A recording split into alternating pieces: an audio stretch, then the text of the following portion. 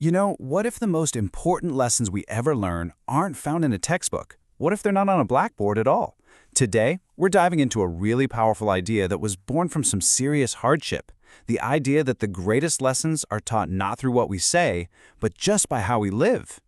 And this quote, this is the heart of it all. It's this concept of a living curriculum. Basically, it's the idea that our actions, our character, and our empathy, that's the real lesson plan. Who we are as people teaches so much more than what we could ever just say out loud. And to really get where this idea comes from, we have to start with the personal story that sparked it. And that story, well, it begins with a real struggle. We're about to see how a pretty tough childhood, instead of breaking someone's spirit, actually forged the foundation for a whole new, compassionate way of teaching. The story is built on these kinds of really specific details. Just imagine starting every single school day feeling out of place, wrapped in a uniform that was so obviously a hand-me-down. It's so much more than just clothing, right? It's this constant physical reminder of your circumstances. And then there's this image. This isn't just about not having enough. It's about the daily hustle, the constant effort it takes just to get by, to literally hold your world together with safety pins as you walk through those school gates. So you can see, the environment wasn't just tough on a material level, it was emotionally harsh too. It was a place where the rules were rigid, punishments were quick, and there was just no room for understanding. No one ever paused to think about what a child might be going through. But even in that really unforgiving place, there was a spark. This quiet little voice inside that just insisted, this is just one chapter. This isn't the whole book. And that right there, that's the first sign of the resilience that would eventually define a whole new way of teaching. And of course, that spark had to lead somewhere, right? It leads to a turning point. Because in every story of resilience, there's that moment where things start to shift. And for our author, this is where a little support and a journey of self-discovery started to completely rewrite the script.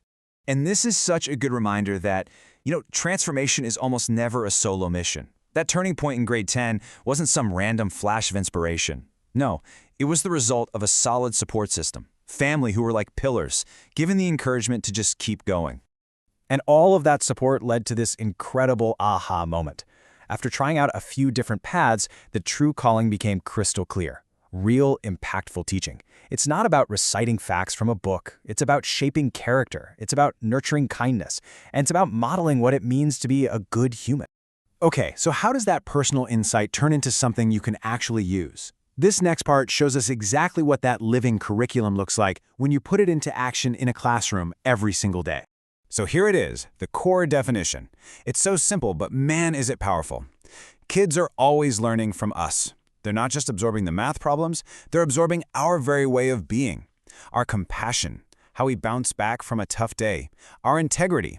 These become the unspoken lessons they'll carry with them for life. And this is how it actually works in the real world. It's not about huge, grand gestures. It's all about these small, consistent, but really powerful acts.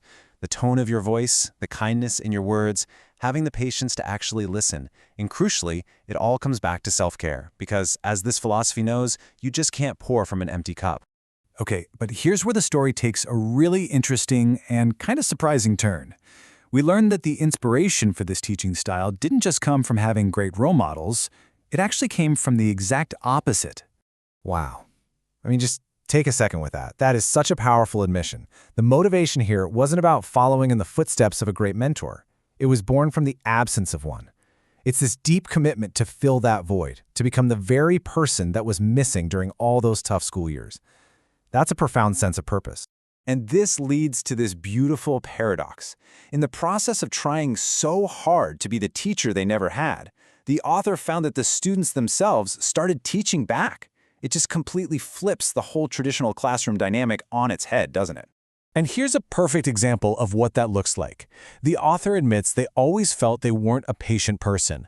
But through those daily interactions with students, they learned to see it totally differently. Not as some trait you either have or you don't, but as a muscle you can actually build. Patience became a gift to cultivate, day after day, a lesson taught by the students. So, let's bring all of this home. This last section turns the lens away from the author's story and puts it right on our own lives, inviting us to just pause, reflect, and see how these ideas might apply to us. This is such a fascinating question to chew on, right?